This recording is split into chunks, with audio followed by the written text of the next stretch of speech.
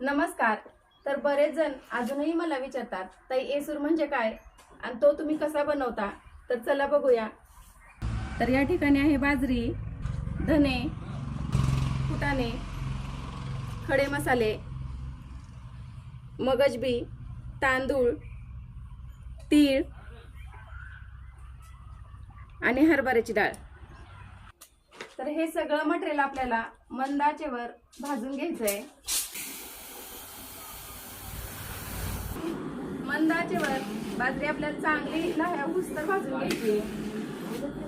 आणि सर्वाधिक लोकप्रिय झालेला हा आपला येसूर मला माझ्या सासूबाईंनी शिकवला आणि त्यांना त्यांच्या सासूबाईंनी.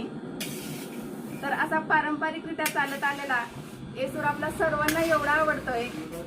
आपला येसूर असा आहे ना की यामध्ये तुम्ही व्हेज बनवा किंवा नॉन व्हेज, एवढी भारी टेस्ट होती, जबरदस्त. जसं काही तुम्ही शहरामध्ये असून सुद्धा गावाकडे बसून जेवण करताय झाडाखाली असं फील होतं.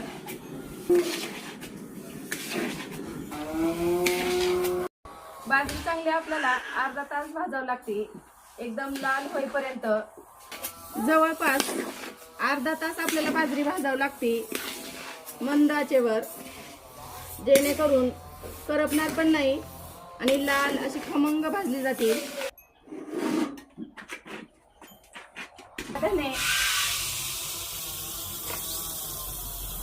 धने आपल्याला जास्त भाजायचे नाहीत, थोडेसेच भाजायचे.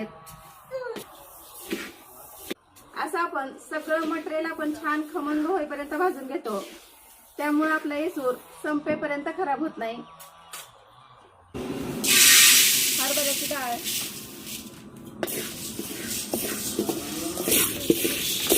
एक 5 ते 7 मिनिटं डाळ भाजत आली आपली की तांदूळ, डाळ आणि तांदूळ भाजत आले की तीळ,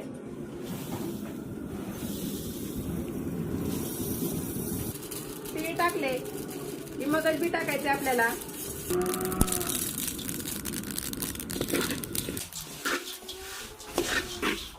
हरभऱ्याची डाळ, तांदूळ, तीळ, मगजबी छान आपण खमंग होईपर्यंत भाजलेलं आहे खरपूस.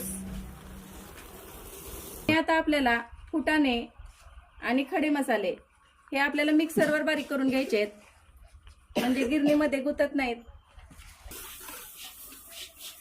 सगळं मटेरियल आपण मंद आचेवर खमंग भाजून घेतलंय. राहिलेले खडे मसाले आणि फुटाणे मिक्सरवर वाटून आपल्याला कढईमध्ये टाकायचे आहेत आणि हे सगळं मटेरियल आपल्याला गिरणीतून दळून घ्यायचंय. गेले 2 वर्ष झालं मी येसूर बनवते, पण अजूनही हॉटेलच्या जास्त क्वांटिटीमध्ये ऑर्डर असल्या की सासूबाई शेजारी बसतात की बरोबर टाकते की नाही मोजमाप. सगळं मटेरियल भाजून घेतल्यानंतर ना फुटाणे आणि खडे मसाले आपण बारीक करून घेतलेले आहेत.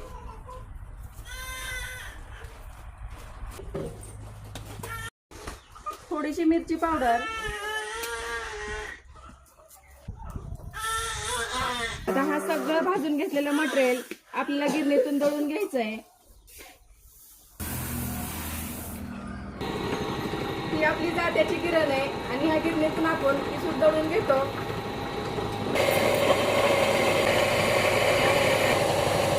हे बघा, जात्याच्या गिरणीवरून अशा प्रकारे पीठ बाहेर पडतं.